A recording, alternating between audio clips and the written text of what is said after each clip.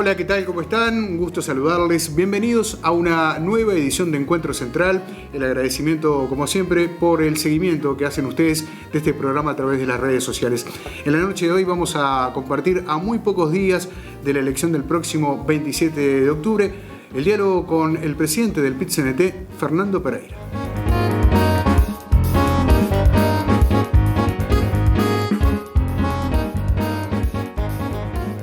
Y bien, comenzamos a compartir un café a partir de este momento con el presidente del PIT-CNT, Fernando Pereira. ¿Qué tal, Pereira? Un placer, como siempre. Igualmente. Se lo ve muy en línea.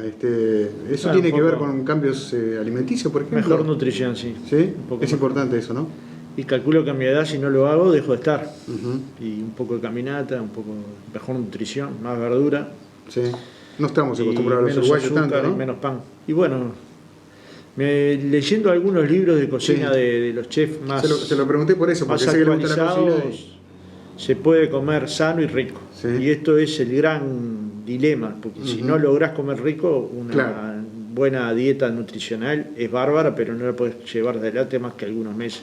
Sin embargo, si la comida que llevas a la mesa es rica, la podés comer vos y tu familia sin ninguna dificultad y verdaderamente se puede comer rico, sano. Y barato. Muy barato, ¿sí? Muy barato. Sí, en relación a una dieta común, muy barato. Claro. En relación a cualquier dieta común, es una dieta barata. Son frutas y verduras de estación, condimentos que se pueden encontrar ahora en varios mercados. Es decir, aquello de que si no había lo que no había en Uruguay no había, ya dejó de existir. Sí. Y por suerte se puede cocinar bueno, bonito y relativamente barato. Comparado con una dieta normal, súper barato. Bueno, me alegro. Supongo que no habrá mucho tiempo para recorrer ferias por estas horas, ¿no? Estamos transitando un año muy intenso, muy complejo. Dentro de muy pocos días, una semana, estaremos en una nueva elección relevante por donde se la mire. Yo creo que además a nivel... Porque uno siempre cuando piensa en el gobierno piensa en el presidente, en el vicepresidente, pero el Parlamento es parte del gobierno. Si bien desde hace ya un tiempo, digamos, el hecho de este partido en el poder en mayoría parlamentarias, quizás el tema del Parlamento queda un poquito ahí. Pero me parece que esta vez nos estamos encaminando a ver la verdadera magnitud de un Parlamento que seguramente veremos, de acuerdo a la foto que tenemos hoy, quizás no presente mayorías. Sí, las fotos vienen teniendo problemas en su revelado. No en Uruguay, tienen problemas en todo el mundo, hay un problema de cambio en las respuestas, en las modalidades de las personas, en el voto silencioso. Entonces es fácil ver que en Argentina hubo un error garrafal, ¿no? Y también en las elecciones norteamericanas y también en otros países de Europa. Y parto de la base que no hay un fotógrafo embromado, que sencillamente la fotografía que sale es esa, pero que finalmente la real es una fotografía diferente. Así que soy de los que creo que hay que esperar decididamente el 27 de octubre a que la gente laude. Y la gente en general lauda en relación a muchos factores, no a uno solo, ni al que a uno le gustaría que laudara, ni al que a otro le gustaría que laudara. Con lo cual, digamos, me parece que es interesante esa espera y al mismo tiempo comparto lo que vos decís, el Parlamento nunca fue un tema menor, ni en este periodo fue un tema menor. Si nosotros analizáramos con profundidad las leyes laborales que se votaron en este periodo de 15 años, no nos darían 4 programas, ¿no? Trabajó en este tema Maresca, que es un compañero bancario, durante mucho tiempo miembro de la dirección de AEBU, recopilando las normas que se habían logrado aprobar durante este periodo. Y yo mismo, que las he vivido, que he estado dirigiendo el PIT-CNT durante los 14 años, me sorprendía de las cantidades de normas que están habilitadas, que fuimos partícipes de la conquista de las mismas, que trabajamos en ellas y naturalmente a veces nos quedamos en la ley de negociación colectiva y de libertad sindical, que es interesantísimo, pero si empezás a pensar, si lo empezás a ver, si lo empezás a pensar, está la convalidación del convenio 189 de la OIT vinculado al trabajo doméstico. Hoy los trabajadores domésticos ganan 3 veces más de lo que ganaban, pero además tienen un derecho colectivo que es que lograron un salario vacacional y cuarto, y tienen horarios definidos, descansos definidos, y esto fue gracias a la negociación colectiva. Y son varias páginas, ¿no? uno puede pensar, la ley 18.441 es la ley de trabajador rural, la que 100 años después que al resto le marcó las 8 horas, pero no era el único sector que no tenía 8 horas, porque las trabajadoras domésticas tampoco tenían una jornada tan limitada. Digamos, hoy el convenio colectivo permite decir que un trabajador rural tiene 8 horas, y esto demoró 96 años más de lo que demoraron los trabajadores urbanos en tener ley de negociación colectiva. Y naturalmente que el trabajo doméstico, como le venía diciendo, el horario de personal en edificios en zonas balnearias, que también tenían complejidad y que parecería que es poco importante, pero es un tema sin duda de mucha importancia. La ley de modificación del seguro de paro, que permitió modernizar ese seguro de paro, que parecería que existe en toda América Latina, pero ¿en qué otros países hay seguro de paro? ¿En cuántos países de América Latina, cuando un trabajador pierde el empleo o cuando hay una caída de la producción, cuando más lo necesita la persona para o reencauzarse en otro empleo, o esperar el tiempo suficiente para volver a la actividad? Bueno, ¿en cuántos países hay? Bueno, se hizo una modificación, protegió a los trabajadores mayores de 50 años, los peones prácticos y obreros no especializados, una ley que peleó el Zunca para la obra pública, que obliga a aquellas empresas que van a contratar obra pública a tener bolsas de trabajo con peones especializados, las leyes de licencia para trabajadores privados, por estudio, por paternidad, por adopción, por duelo, estas cuestiones que parecen tan sencillas, pero que no las tenían los trabajadores privados, ¿no? Sí, sí. Y sí, reducción de horario cuando tenés hijos adoptivos, modificación para trabajadores familiares a cargo con hijos con discapacidad. Esto es fundamental porque para cualquiera que le haya tocado tener un familiar con discapacidad, saben que madres y padres tienen que asistir muy periódicamente a distintos tratamientos, o con fonoaudiólogos o con otras especialidades, o con foniatras, etcétera, etcétera, para generar mejores condiciones para el trabajador discapacitado. Y lógico que esto es para nosotros una ley muy avanzada. La instalación de salas de lactancia, esto que ahora parece tan común que haya en los lugares con determinada cantidad de trabajadores, pero que es una ley de 2017, es decir, madres hubo siempre en el mundo del trabajo, y desde hace bastante tiempo la proporción de mujeres en relación a varones es muy importante, y sin embargo esta ley se aprobó en el año 2017. Reducción del peso máximo de las bolsas de Portland, aquellas bolsas que pesaban 50 kilos y que nos sentíamos héroes porque las cargamos, ahora tienen que pesar 25 kilos, con lo cual va a haber trabajadores de la construcción que sufran menos lesiones de columna. Esto parecerá un delirio para algunos, seguramente para los trabajadores de la construcción y para sus familias no. Un fondo de cesantía y retiro para obreros de la construcción, para cuando se terminaba la obra, que no queden, digamos, tan en falsa escuadra. La ley de flexibilización por la causal jubilatoria, esto responde a que las madres que tuvieran hijos pudieran efectivamente tener cada hijo como un año de trabajo, y esto permitió que miles de mujeres pudieran acceder al beneficio de la jubilación.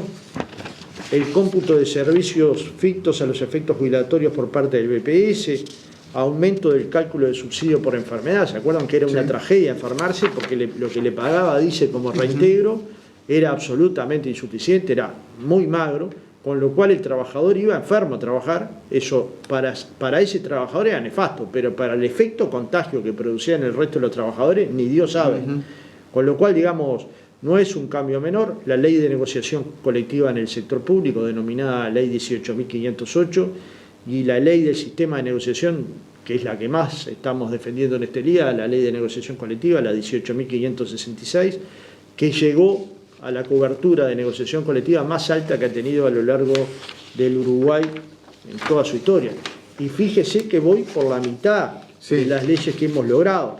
Acoso sexual en el ámbito laboral, prohibición de pedir test de embarazo para solicitar empleo, esto que parece que es una cosa tan humana como para que empezar a trabajar no haya que pedir un test de embarazo, se lo pedían a las trabajadoras uruguayas, y si no presentaban el test de que no estaban embarazadas, no la tomaban, sencillamente tan sencillo como eso.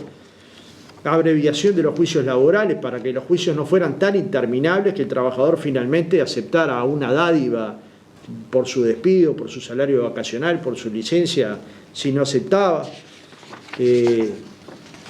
Ley de responsabilidad penal empresarial. Me acuerdo que se hablaba mucho en ese tiempo de que iba a haber colas de empresarios en la puerta de los juzgados, presos, pero presos no hay, pero la accidentabilidad cayó en términos muy importantes, lo que es un orgullo para todo el movimiento obrero. Un estatuto para los artistas y oficios conexos. Falta mucho para hacer en el arte y falta mucho para hacer por los creadores. Por ejemplo, pasar de 50 a 70 años para los creadores es una cuestión absolutamente fundamental, que ya se debería haber hecho. Ahí hay actores, escritores, intérpretes, creadores como Radar, Armando Carrero, que lo están demandando a todas las voces y claro que hay que hacerlo rápidamente. La ley de fomento del empleo juvenil. Entonces es interminable. Es un ejemplo clarísimo de la tarea parlamentaria, que además ha tenido una particularidad en los últimos tiempos, porque si bien hubo muchas leyes que se impulsaron desde el Poder Ejecutivo, también hubo muchas organizaciones sociales que impulsaron precisamente a nivel parlamentario este tipo de proyectos, lo cual está muy bien, porque en definitiva el Parlamento es eso, ¿no? El ámbito político donde se recepciona lo que los ciudadanos y ciudadanas consideran importante legislar. Ahora, si yo le digo todo esto, le nombro el número de las leyes, las funciones que tuvieron, los impactos sociales, además le puedo nombrar que el movimiento sindical pasó de 100.000 afiliados a 420.000 y eso supone también ejercer una mejor presión sobre el legislativo, para construir mayor cantidad de derechos. Y esto supuso luego nuevos derechos que se pelearon con las organizaciones del feminismo muy fuertemente establecidas. Ustedes se acordarán las manos naranjas en los estrados del 1 de mayo del PIT-CNT, planteadas por organizaciones como MISU, como organizaciones del feminismo, reclamando una ley de salud sexual y reproductiva que luego se aprobó. Hoy existe el matrimonio igualitario y nadie puede elegir a quién amar. La gente se ama libremente y por suerte hemos logrado avanzar en esos derechos. Y cuando uno dice eso, dicen, bueno, lo que pasa es que el presidente del PIT-CNT perdió la independencia. Bueno, pero que me digan que alguna de estas leyes que yo conté no se aprobó. Si eso fuera verdad, entonces efectivamente no estaría perdiendo la independencia. Pero si es verdad que todos estos derechos los conquistó el movimiento obrero, los conquistó el feminismo, los conquistaron organizaciones vinculadas a los derechos humanos, no se trata solamente de dónde colocarnos en la cancha, sería no ser indiferentes a los cambios. Esto que leí muy rápidamente, porque es una ayuda a memoria, simplemente una ayuda a memoria, es una revolución en el mundo del trabajo. Y el que no defiende los goles que mete difícilmente pueda conquistar nuevos goles, ¿no? Porque en verdad la historia se construye a partir de aquellas cosas que construyen pisos y sobre ese piso damos un salto más. Si uno piensa que además la distribución del ingreso, la mejor distribución del ingreso de América Latina se explican por la inversión de salud, por el Sistema Nacional Integrado de Salud, que permitió que los hijos de los trabajadores y los cónyuges, los jubilados, ingresaran al FONASA. Habrá que profundizar ese sistema, pero fue un gran avance. Imagínense que hasta el 2002, una ley que se aprobó junto con el senador Larrañá, los maestros no tenían cuota mutual. En 2005 recién recuperaron la totalidad de los docentes la cuota mutual. Y hoy tienen los docentes, los maestros, todos los hijos de todos los trabajadores y los trabajadores. Este es un gran avance, igualmente que la inversión en educación. Entonces, si esto es lo que explica una mejor distribución del ingreso, todo lo que ataque a esta lógica ataca la distribución del ingreso. Por eso nos quejamos tan duramente cuando hay propuestas de no llenar ninguna vacante en el sector público. Porque ¿qué va a pasar con las vacantes de la educación? ¿Qué va a pasar con las vacantes de los médicos, de los enfermeros, de los policías, de los científicos, de los ingenieros de las empresas públicas, de los técnicos? ¿Qué va a pasar cuando cada una de esas vacantes no se llene? ¿Es que vamos a empezar a brindar un servicio de segunda calidad del Estado? ¿Es que vamos a deteriorar la cantidad de niños por alumno que hoy tiene la escuela pública? Porque yo no veo otra manera. Y no son capaces todavía de explicar cómo es que lo van a hacer. Dicen, no va a ser traumático. Pero eso es un diagnóstico. Para que no sea traumático, alguien tiene que decir cómo lo va a hacer para que no sea traumático. ¿Cómo fue el encuentro de esta temática por parte de los candidatos a la presidencia cuando estuvieron en el PIT-CNT? Muy respetuosa, porque en el Uruguay el clima de respeto no se pierde nunca, ¿no? Los tres candidatos fueron atendidos de la misma manera, con la sala llena de la misma manera, se los escuchó a los tres de la misma manera, respondieron al estilo que eligieron cada uno, algunos con muchos asesores, otros con pocos, y naturalmente que quedaron cosas picando para nuevas polémicas. Una está claro que es la discusión de qué significan consejos de salarios sostenibles, como planteó el equipo de la calle. Bueno, ¿qué significa esa sostenibilidad? Marcelo Abdala al final de la reunión preguntaba, Para responder si va a haber consejo de salarios o no, hay que contestar si dentro de todos los consejos de salarios va a haber ajustes salariales para todos los trabajadores, no para los mínimos de categoría. Y esta pregunta todavía no fue contestada, porque decir que va a haber consejo de salarios no es una formulación necesariamente completa. Hay que decir si se va a respetar, como se respeta del año 43, que los consejos de salarios no solo fijen las categorías mínimas, sino también ajusten la totalidad de los salarios. Si no, los sobrelaudados van a quedar esperando la carroza. Y si los sobrelaudados quedan esperando la carroza, los jubilados quedan esperando la carroza. Entonces hay respuestas que hay que tratar de construir en estos días. Naturalmente el PIT-CNT ha hecho un esfuerzo enorme para que el tema del trabajo, del empleo, de la negociación colectiva, de los funcionarios públicos estuvieran en la agenda política, y creo que lo hemos logrado.